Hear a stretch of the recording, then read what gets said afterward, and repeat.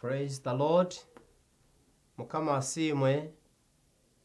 Ogu ni Reverend Kato Martin kandi njo mulisa wa St. Peter Kakoba omuseba deacon bwa Greater Mbarara kandi obuleberezi ni Ankole Diocese.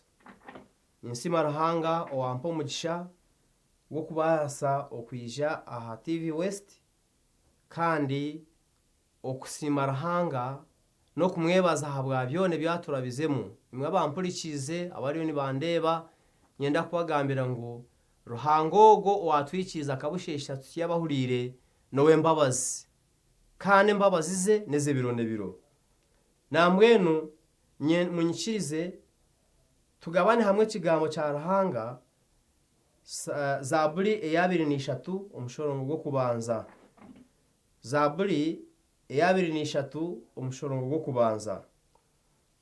Haza ntihagira hati Mukama okuba umulisa w'abantu be. Zabureji ekahandikwa Dawudi umugabe wa kabiri w'Isirayeli.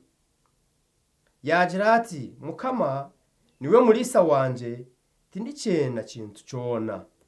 Mukama niwe mulisa wanje tindicena kintu cyona.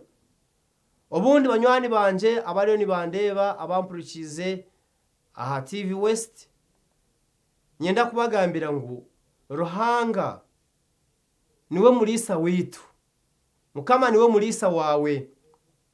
Obundi birebi tugizire abalisa bingi obundi oshanga bamwe batari kwetegereza omulisa murungi noha.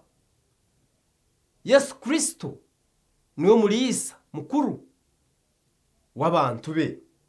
Nahabwecho Dawudi yagira ngo Mukama niwe mulisa wanje tindicena kintu cyona. Aho kwa Dawudi akaraba mu bintu bigumire ebyabire nibitinisa ebyatinisa magarage ebyatumire yaye w'amasiko konka kuyamanyire Mukama yabo mulisa we.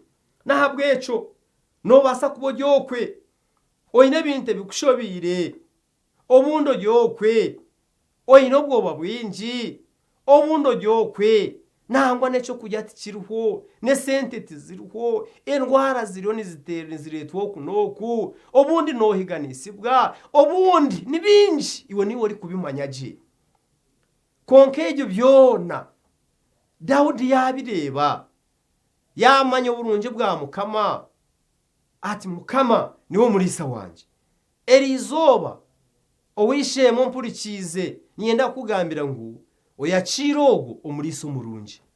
Owu Dawudi yayacire owu Dawudi yarebire akaba mulisa we akamwebembera je akamuhabura umuhanda manya wawe yine Mukama nakuhabura umuhanda guhikire. Obunde birebi tugira mu mihanda etari kwetegerezibwa twatore mihande ndijo bamwe batoro umuhanda no kushanjira umuntu ariyo mu bafumu ahabu ko atari kumanya Mukama tari kumanya wa muhangire konka ko ari kumanya wa kwangire naija kwereka umuhanda murungi. Mukama niwo mulisa wanje tindicena kintu cyona. Obunde cyo cyenero magaragawe ocenire mu Mukama kori kumutaso magaragawe nakwindura akwegesa birungi akurisa birungi akujweka akunywisa. Mukama niwe mulisa wanje tindicena kintu cyona. Kori kuboyine Mukama tori kugira cyo wacena kori kugira Mukama akutebekanisa kori kweta Mukama akaza mu makagawe atebekanisa eka yawe atebekanisa amagaragawe atebekanisa omushija wawe atebekanisa omukazi wawe atebekanisa abana bawe. Mukama niyo mulisa wanje tindicena kintu cyona. Ngwanjanya omwirisizo y'omunyaso buto antwara arwajurwa meza gari kusheneneka agaruramani omumagaraganje.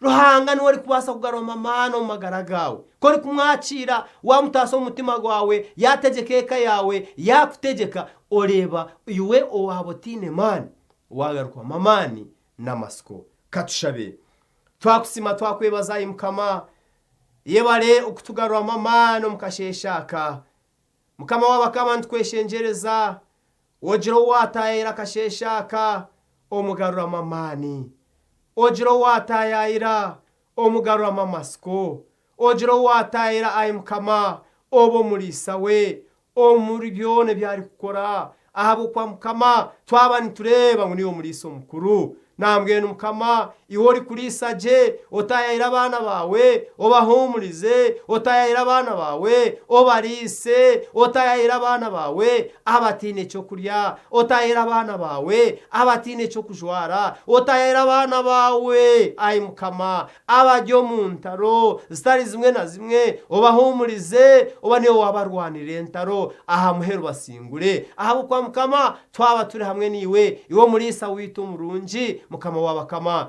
tuza gukora ibyo uri kwenda kandi mukama tutambure niwe biro byona twakusima twakwebaza kuri Yesu mukama witu amina.